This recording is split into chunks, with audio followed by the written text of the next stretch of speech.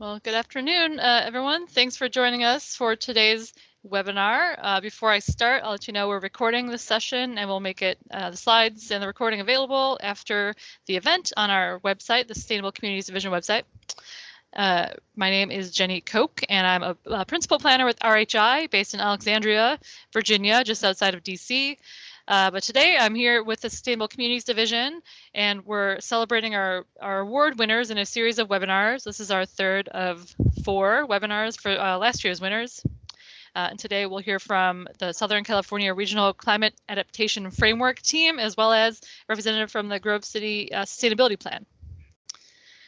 There is 1 CM credit you can receive for attending live today, as well as that's 1 sustainability and resilience credit. And if you're not familiar with that new required credit, you can find out more for that on the APA website. So thank you, as always, to all of our division sponsors. We have a great group, as you can see here, and I will read them quickly because they deserve some recognition. This year we have Viscerain Consulting Group Incorporated, VHB, Urban Works, University of Utah, University of Florida, Tesca Associates, Smith Group, Planning Communities, Lockwood, Andrews, and Newman, Inc., Half Associates, Farr Associates, Environmental Planners, Evan Bach Consulting, LLC, Dewberry, Devon's Enterprise Commission, Aaron L. DDPA, Korea Affiliates, Clearing & Associates, and Burton Planning Services. So thank you to all of you for your support and helping us put on events like this webinar. If you're watching this and you're interested in volunteering with the division, please reach out to us. We're doing things like planning for the upcoming National Planning Conference happening in San Diego in April, late April to May, and we've got a lot going on. So we'd love to hear from you if you're interested in being involved. Just a quick introduction to the awards program. Today is one in a series of webinars, as I said, to celebrate the award winners. So we want to talk about the awards program that is open right now for nominations. If you're not familiar with the Awards for Excellence in Sustainability, we're focused on honoring projects, plans, policies, individuals, and organizations who are supporting sustainable communities. And this is our 9th annual awards program, which is exciting, and we're continuing to refine it as we do every year. There is an information packet that's posted on the APA-SCD website, which is apascd.com/awards. So you can find out all the information you need there. But the main thing is you have about a week left to submit. The deadline is next Friday, so still enough time, but I would encourage you to take a look and consider submitting. Or if you know of someone else who might be interested in submitting, please send it along to them. So on to the main event for today. We've got 2 speakers. The first speaker that you'll hear from is Kim Clark, who's a Resource Conservation and Resilient Communities Program Manager with the Southern California Association of Governments, representing the Southern California Regional Climate Adaptation Framework. The second speaker you'll hear from is Kimberly Burton, who is president of Burton Planning Services and an associate professor of practice in city and regional planning at The Ohio State University. And she's been working for over 20 years in the public and private sectors on a wide variety of projects related to planning, engineering, and the environment. So lots of brain power on the call today. Looking forward to hearing from them. If you have any questions you'd like to ask either of our speakers, please feel free to submit them using the Q&A form, the Q&A function, I should say, on Teams. You can see a little picture of the bubble, what it looks like here. We are doing the Q&A a bit different today. For today's webinar, we'll hear from our speaker from the Southern California region, and then we will have a Q&A with Kim Clark. And then we will hear from our second speaker and have a second Q&A. So two different Q&As.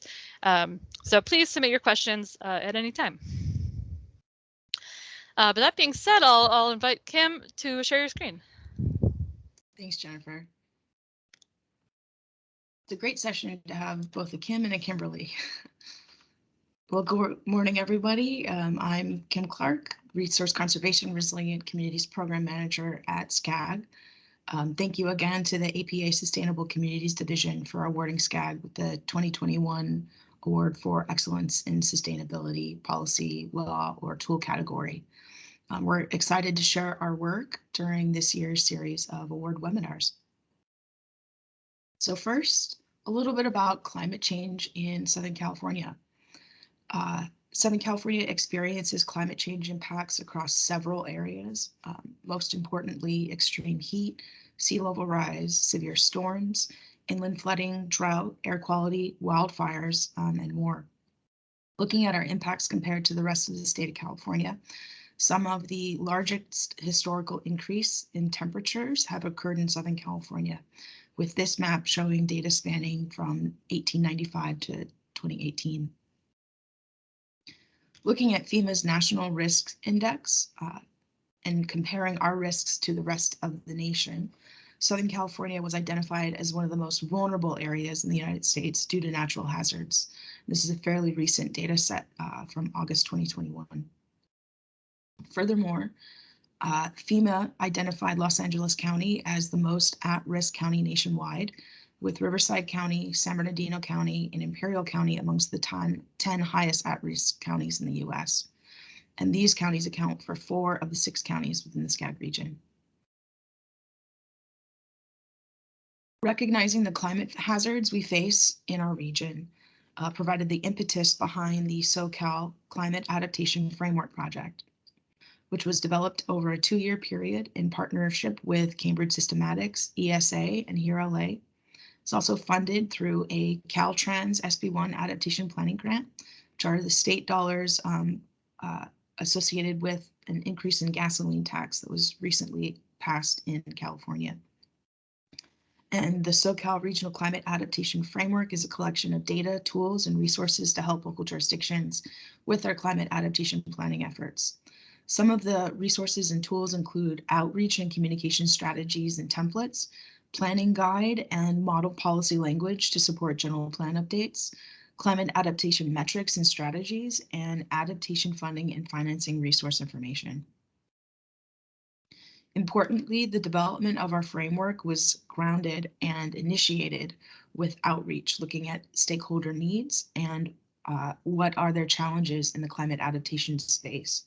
So before jumping into these tools, I just want to move through our project outreach, which was including extensive stakeholder outreach to hear from local jurisdictions, community-based organizations, and elected officials.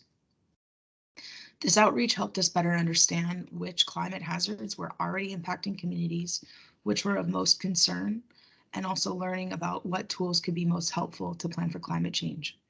SCAG held focus groups and interviews with local jurisdiction practitioners, and we met with folks where they were through interviews with community-based organizations and also pop-up climate talks events across the region where we would have an interactive booth for residents to walk through, understand some of the climate hazards in our region, and then also provide feedback on what messaging strategy resonated the most with them.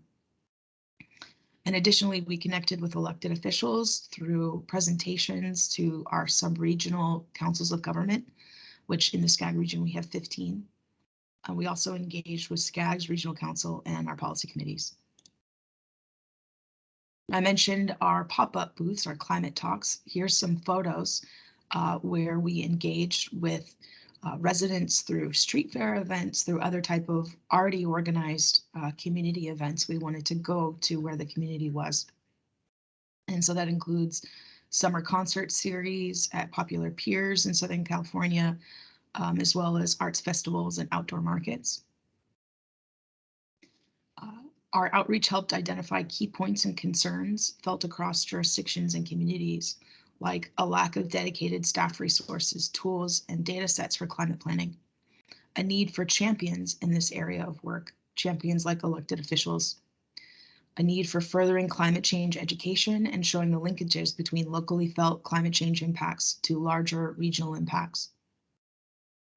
With the time we have for this webinar, I'd like to focus on these 2 pieces of feedback to hone in on 2 types of tools we developed through the Southern California Climate Adaptation Framework. Helping link and convey the impacts of climate change to communities, and local staff needing tools and data sets to help meet and support staff resource gaps. First off, the SoCal Climate Adaptation Framework includes a communications and outreach toolkit, which aims to help local planners with engaging with their community members and discussing climate-related challenges they may be facing. The toolkit contains a customizable set of templates that can be used for public workshops, including meeting materials, worksheets, noticing templates, and other tools that can help local planners discuss adaptation and resilience in ways that can resonate with their community. Similar to the Climate Talks pop-up booth, the outreach toolkit centers around community-based workshops and engagement to begin the adaptation planning process from the ground up. Next up, one of the core resources from the Southern California Climate Adaptation Framework is the Southern California Climate Adaptation Planning Guide, or SoCal APG. The SoCal APG outlines a general process of adaptation planning that can be applied by any agency, no matter where they fall across the spectrums of funding, available resources, knowledge of vulnerabilities, and planning sophistication. Planning Guide focuses on a range of climate change hazards the SCAG region is likely to face in the coming decades, and includes tools and templates to help support local adaptation planning.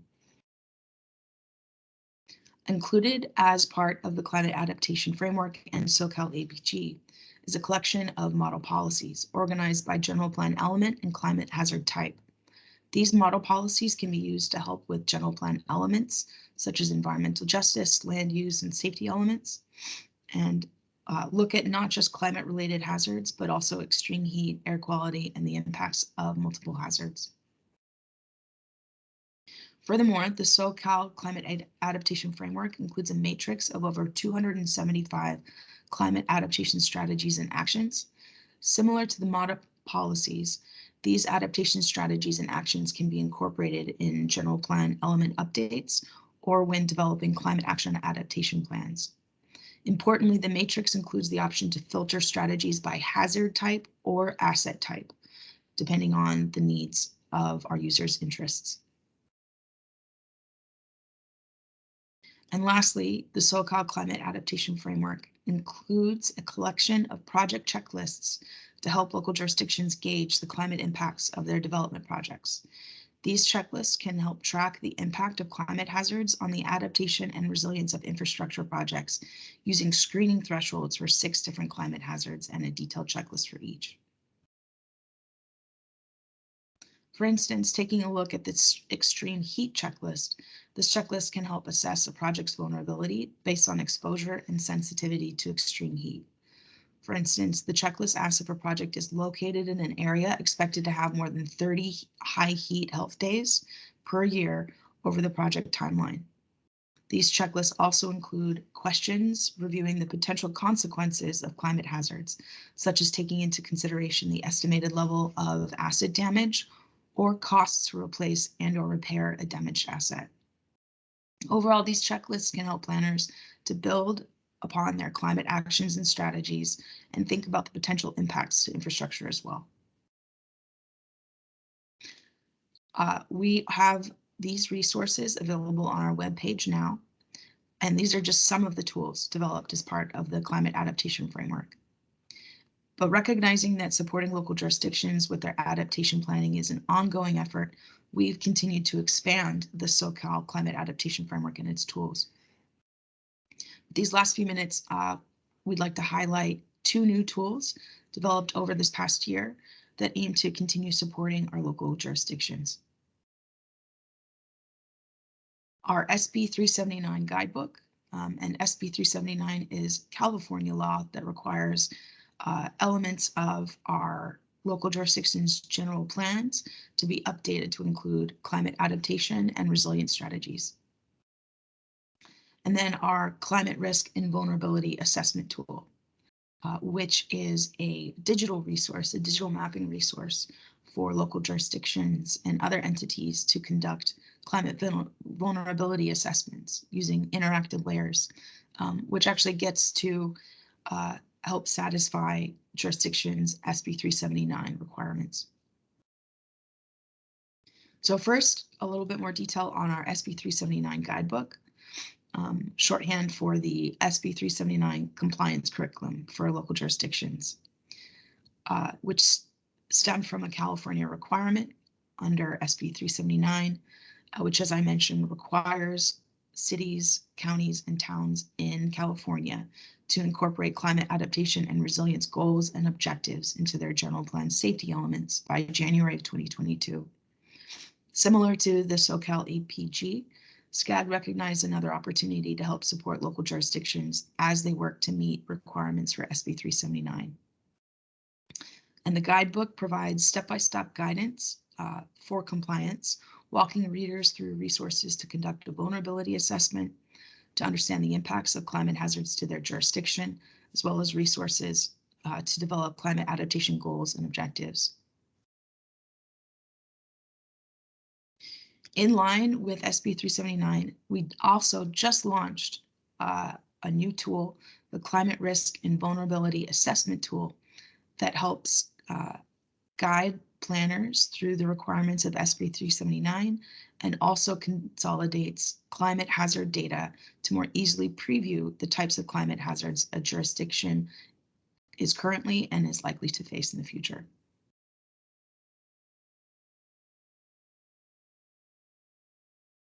Here's a preview of the Climate Risk and Vulnerability Tool landing page, which gets an overview of SB 379 and the purpose of the tool.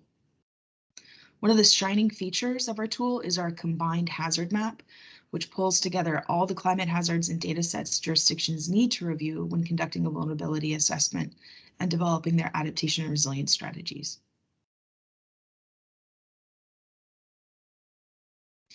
With that, this concludes our showcase of the Southern California Regional Climate Adaptation Framework. Thank you again to the APA Sustainable Communities Division for not only recognizing our work on the SoCal CAF, but highlighting a collection of sustainability tools such as this one to help communities become more resilient in the face of climate change. And I just wanted to take the opportunity to recognize also the work of my colleague who's on this line, Lorianne Esteris, who was key involved in the development of our climate adaptation resources, and most recently, the SB 379 guidebook and climate adaptation and vulnerability tool. So with that, I'm happy to take any questions and feel free to reach out to me at the contact information here. I'm at clark@scag.ca.gov. I'm the only Clark at the agency, so they gave me a really good email. Great. Well, thank you so much, Kim. I'll let you keep this slide up here for a second as we go into the Q&A. I certainly have a couple of questions. If anyone else has questions for Kim, just put them in the Teams Q&A function, and they should pop up for us over here. But what a whirlwind. I know with all these award-winning projects that we're having speak on these webinars, speaking about them in 15 minutes is a very tight timeline. So thank you for that overview that you gave us.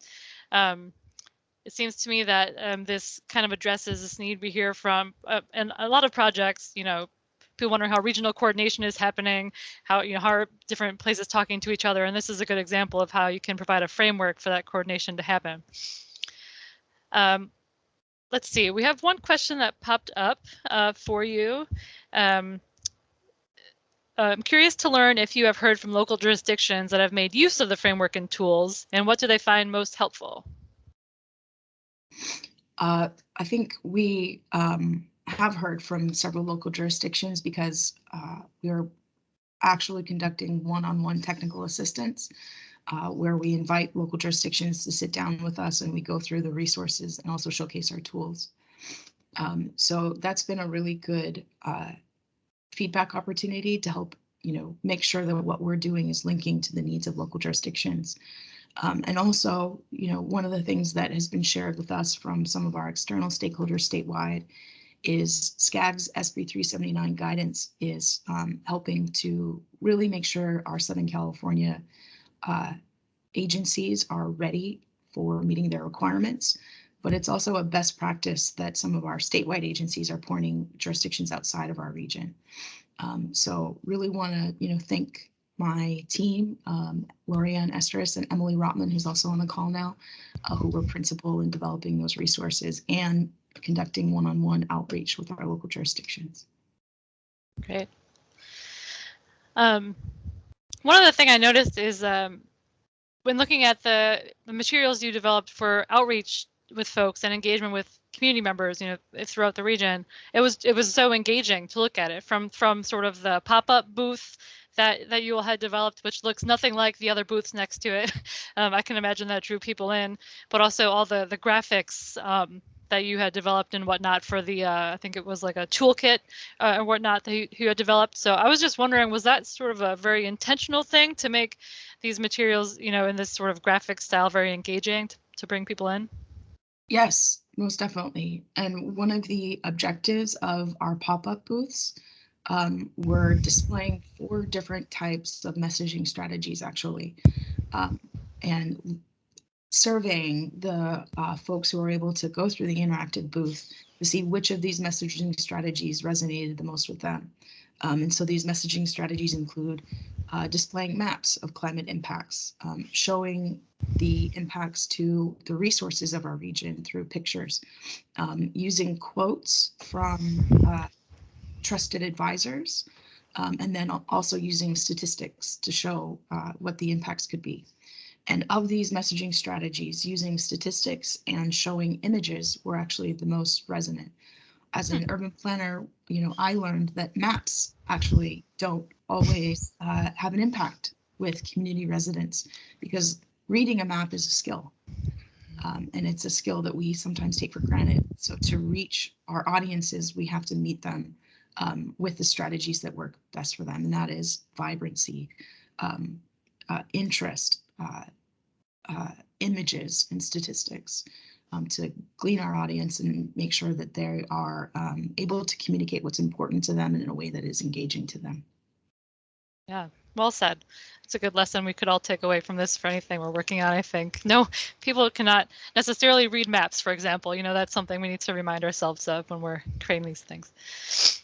Well, I know you have another commitment at 1 o'clock, so we will let you go, but thank you again, Kim, so much for sharing your time with us, and thank you to the rest of your team that's on today for all of your work on this project. Thanks for the opportunity, and thanks very much for the recognition. Sure.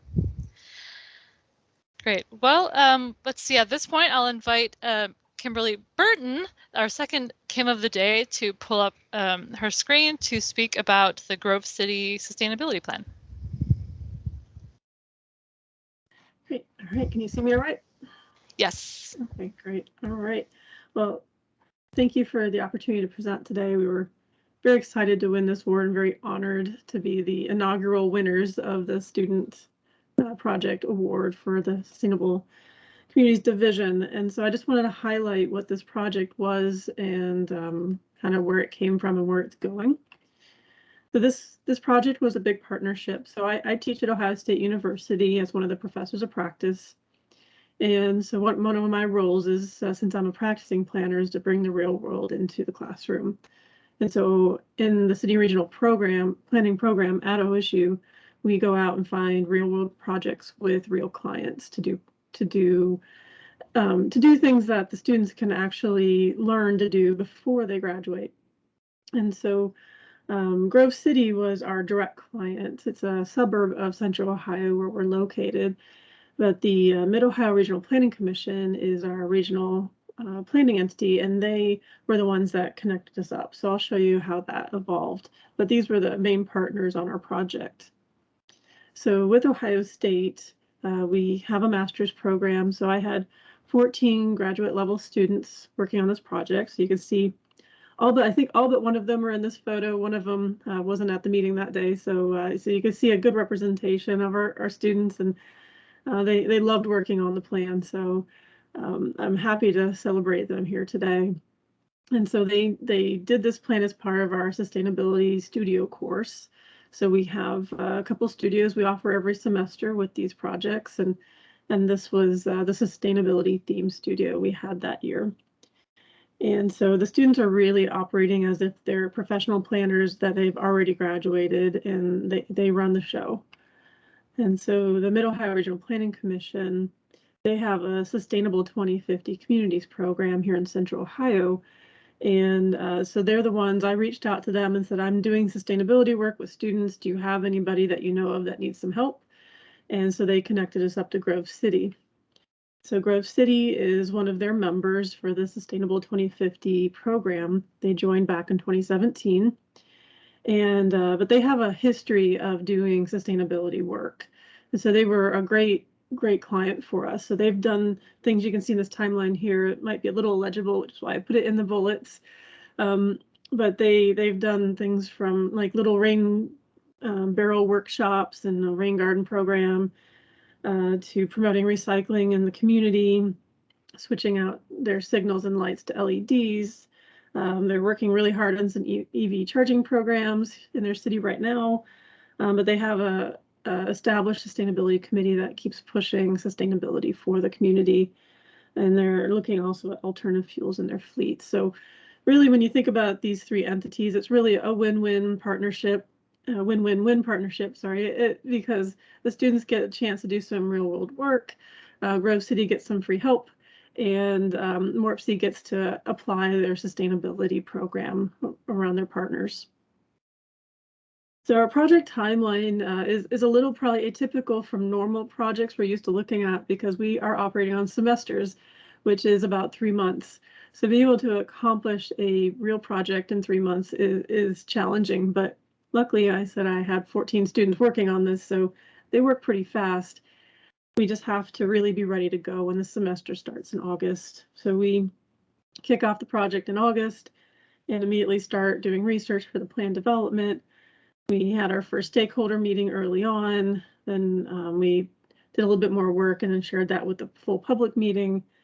Then we had a draft plan, presented it to council, and closed it out. So like I said, it goes very fast once the semester starts. So usually over the summer, I start planning it. We get the scope and the meeting set, so we're ready to go once we get started.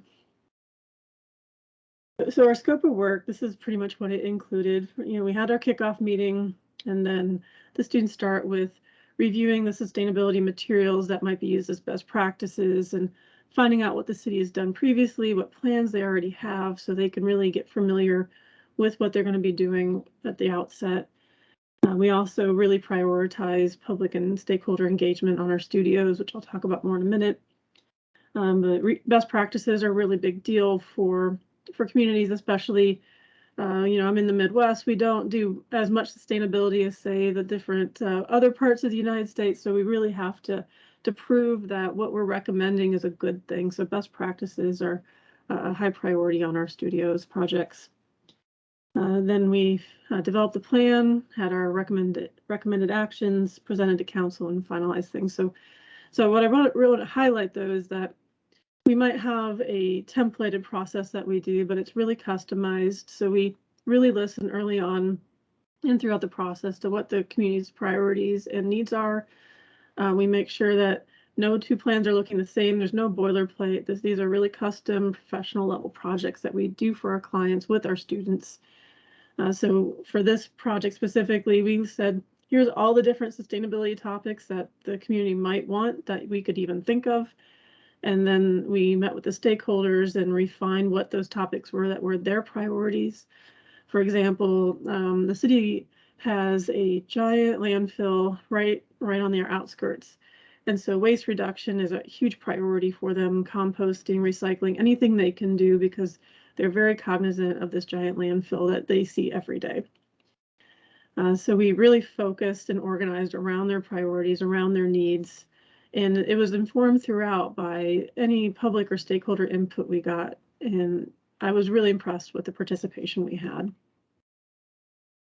Like I said, we start with our stakeholder meeting. It's a photo of our stakeholder meeting where we integrate the students with the stakeholders, and they have conversations, and they run the meetings themselves. I'm there for support and taking photos and stepping in when needed, but they're professionals with these efforts. So in this first meeting, we identified which topics they wanted to prioritize, and we also did a SWOT analysis exercise so we can identify their goals and their needs. Then we had a full public meeting where it was the sustainability committee, the local leaders, and members of the public. And it was more of like a mini charrette where we had an initial presentation, but then you can see in this photo here, the students, the two people on the left were my students and the four on the right were members of the public. And we had a bunch of work tables like this. And they led these discussions and had all this interaction to find out what kind of actions are important to you around these topics and why. And then we posted everything up on the wall and had people put stickers and notes based on their priorities so they could see everyone's work. We also had this public survey, and to get additional input throughout the process, we had over 500 responses on our survey, which was, I think, the most responses I've had on a studio like that. We were very excited about that, to get that many. Thank you, Jenny. And so it was really informative to know that the community was behind it, interested in it, and what their priorities were. And then for our plan elements, we organized them in the way that the city could prioritize in their minds. So we grouped it by integrate, enhance, adapt, and refine, but it was basically, you know, all the typical sustainability topics you can think of. For our main topics that we organized around, so we had waste reduction, recycling, transportation, and energy, built environment, natural environment, city operations, and business practices. We also had some cross-cutting themes that applied to all the topics. So the community felt that these three topics, health and safety, community engagement, equity, were kind of their three main things that everything on this slide with all these topics needed to integrate and think about. And I'll show you how we did that. So this is, it's small, but this is kind of a screenshot of a layout of one of the topics. So for natural environment, on the left, we kind of introduced what went into this topic, and then we had action items. We had about 3 or 4 pages for each main topic like this. And so our action items had, you know, very specific things to accomplish. We had descriptions underneath it. We had who's responsible, but then here on the left, we had, these are our cross-cutting themes. And then we also identified a best practice for every action so that the community could say, okay, somebody's done this. This is how they did it. We also put in photo examples of what some of these suggestions would look like. So we had this spread throughout the document. Another priority for us was implementation. So we put together quite a few tools for the community. We had a matrix at the end, which I think is pretty typical for most plans. I'll show you a screenshot of that. But then we put together 3 tools, which I'll highlight here in a minute. We had a goal setting methodology tool, a goal reevaluation methodology tool, and then an implementation framework tool. The implementation matrix is a pretty standard matrix that we see in a lot of plans, but we wanted to make sure that everything was measurable, easy to track, and can demonstrate project progress over time. So we didn't want to put metrics in there that would be something that it'd be really hard for them to find data on. So we wanted to make sure they were really usable for the city. So every action has a responsible party, funding, the timeline, and the metrics. But we also wanted to make sure that this implementation matrix helped organize, streamline, and focus the community's priorities so that they could really achieve their sustainability goals. And so the actions are comprehensive and community-wide. So here's a close-up of just one action from the implementation matrix. So this one was on community gardens. So you can see all of our cross-cutting themes and categories that apply to the community garden action that's in the natural environment. You can see the responsible parties of the Parks and Rec Department. Here's where they might find some funding to help with the community garden project. They have short, medium, and long-term timelines on what they can achieve. And these are the metrics to help them track how they're doing. I want to highlight 2 other actions. This first one here is the EV charging stations in the transportation section. And they're working in a partnership right now to build these across the city, and they've already put several in. So this has been one that they've focused on immediately. And then another one that they're working on is a composting program. And they've been distributing composting, like community drop-off areas all around the community for people to be able to participate in the composting program. This is a screenshot of several of the other tools. And I know they're probably hard to see, but I just wanted to give you a visual that they're very simple forms, The one on the left, the goal setting methodology, is when they want to add more actions. This is just a form they can go through to think through what would need to go into adding another action. And then the middle one, the reevaluation methodology, is, at the end of the year, let's evaluate how we've done. If we've been working on this action, this form lets them see how they've progressed, and then they can put it into a final annual report. And the one on the far right, the yellow one, the implementation framework, that's a draft where we kind of started filling it out for them to show them what it would look like. But basically, when they're ready to take an action and actually implement it and do something and fund it, this is a more detailed checklist that takes the implementation matrix line and expands it into more specifics for exactly who do you need to talk to, what boards and commissions might need approval, what's your council requirement for an action. So this is just kind of a more detailed mapping tool for them. So for next steps, we have continued this program. So this project was in the fall of 2019. And in the fall of 2021, we expanded our pilot to 2 more projects. So the first time we did this with Grove City, the MORPC reached out and asked them to partner with OSU. The second time we did it, we actually drafted an application process and sent it out to the regional planning organization's members in the Sustainable Communities program. And so we picked 2 projects to go through the application process and implement them. So we did a sustainability plan for another community, and then we also did some ecological work through our environmental college. And so this year we're actually going through the process again, and we've expanded it again. So now we've done a more robust application process and sent it out to more communities. So every year we're incrementally increasing our offerings and our technical assistance.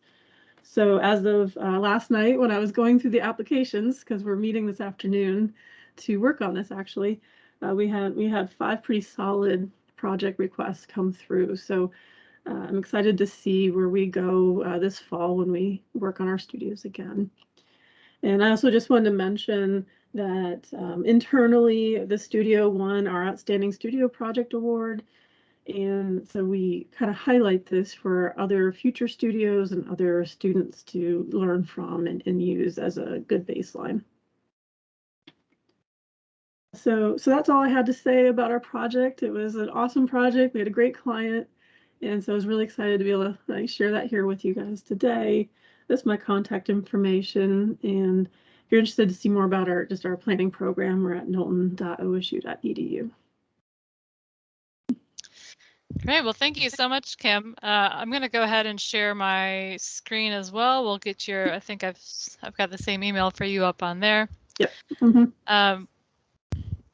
If anyone has questions for Kim, please put them in the Q&A function, but I'll get us started here as we go. So what an interesting project. I think if I had been a student working on something like this, it would have really felt really rewarding in the end. It looks great. The document looks great, and there's clearly a lot of thought that went into it. I thought it was interesting to hear, when you talked about how sort of tailoring the plan to this particular community, noting they have a large landfill, for example. So waste reduction is really important, which is often comes up in this type of plan, but perhaps is not emphasized a lot of times. So I can imagine that would be a very unique thing for students to learn about. And I really like those tools that that were developed at the end. And I can imagine that was a very good sort of educational thing for students as well to go through and see how to do those. Mm-hmm. But I guess as far as a question, getting away from my observations, I was wondering if, were there things that the students approached in a way that was surprising to you? Things, perhaps in this project or other projects, have you found, is there anything that, has surprised you about the way they've approached things? Yeah, that's a really interesting question. I think, one thing I love about teaching and working with students is I learn from them too. And, they're pretty fearless when it comes to just embracing these projects and going after them. And because they don't really have a lot of preconceived notions about what they can and cannot do. So when I say, hey, I want you to engage the community, they're like, let's do all of these things, not just social media, but just all of these things. And they'll talk to anybody and listen to them. And it's also fun seeing how they react when they're dealing face to face with members of the public, and they've never done that before. And so I always enjoy seeing that and watching them learn how not everybody thinks the same way as we do. You know, we're in our bubble when we're in school, and when we get out, we realize we need to convince a lot of different people of different things, you know, or at least listen. Yeah. So they certainly really embraced public engagement and did a lot of, like, the surveys they really promoted and worked hard on, but they're also really good at finding like best practices and examples and getting online and just calling communities and seeing what they can. So I was impressed with that to see how they did that. So that's probably my two things there. Interesting. Yeah, using that student research power to put toward this type of project. They can get a lot of work done in a short amount of time when you got 14 people. Yes. Yeah. Yep. I guess you've done quite a few, or you've done more of these other sort of student studio projects. Are there any sort of, I assume you've sort of evolved how you do them as you go. You know, I was telling you before we got started, I thought this type of thing, having professors who are also practicing planners was really, I thought, was great as a student. So, you know, are there lessons learned that you've had for others who might be interested in trying this type of thing? Yeah, I have learned, I've been teaching studios since, I think my first studio I taught was in 2012, so about 10 years. And I've learned painfully sometimes that you need to be very structured in some ways, but very unstructured in other ways, because and I have a team building session at the beginning of every studio where I really lay out the expectations very bluntly, and I say, I have done plans before. I don't need to be doing this plan. You need to be doing this plan. So I make them have to figure out things and navigate issues, and they're not allowed to come ask me until they prove that they've tried to figure it out themselves first, which is, I always feel like I've learned the most when I've had to like learn that way too. So so I definitely approach it with that they have to lead and initiate, not me. But I mentioned this before, that 3 months is a very short amount of time to do a project. And so, you know, a few months before the semester starts, I'm already structuring the schedule, the scope. We set the dates for the meetings. So I have done that in advance so that we are ready to go. And people do come to the meetings when you have it scheduled way out. The other trick is trying to get 14 people to all start working at the same time on something and keep them busy throughout. So, you know, the first time I taught a studio, I said, we're doing a comprehensive plan for this village. Go. That's all I did. I thought, we're going to be completely freeform here. That didn't work out so well. So it's good to have internal interim deliverables that maybe I just see and review, even if it's not going to the client. So it keeps them structured, that they know every week what they need to be doing. And I also organize them in small groups so they can learn from each other and troubleshoot with each other before they elevate it to me. So that's just a few things I've learned along the way, but I'm sure. Yeah, everyone's a little different how they teach studios. So yeah. Do you find that the students enjoy these studios? Do they get a lot out of it? I can imagine a lot of them use you as a reference, perhaps, for their first job, things like that. Yeah, this I always stress the students, take as many of these as you can fit in your schedule, because these are great resume builders. You know, they typically all work an internship, but maybe they've just done one, and maybe it's not exactly what they want to be doing when they graduate. So these are topic specific. We have a transportation, a community, sustainability, international studios, so they can put these on their resume. The clients always love them, so they can use the clients as a reference, which is great for them. But this is what they usually look forward to. They do these in their second year after they've been in school for a year, so they're really applying what their good academic base of knowledge, and they can now apply in their second year. So these are kind of the highlights. It's a lot of work, but they get excited to do them. Yeah. I guess my last sort of question that I have, and I'm just going to keep peppering you with questions here.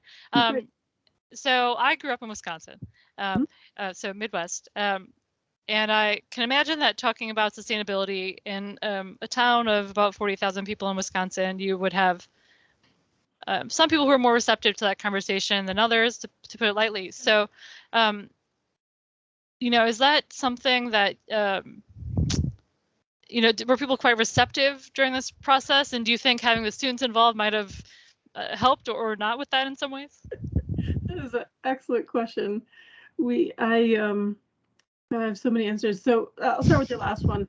I have found that when you have students presenting to the public or council or any kind of public setting, the public are always really nice to the students. Like if you're a consultant up there presenting or a staff member, you're going to get beat up if you're talking about something that they don't like. But if the students are doing it, I mean, there's always exceptions, but they're always like, oh, that was so well done. Like they're just so nice and supportive, which I appreciate. Sometimes I want them to give them a little bit of a hard time so they can see how that goes too. But they are nicer to the students. That being said, though, you know, in our area of the U.S., sustainability hasn't 100% taken hold yet.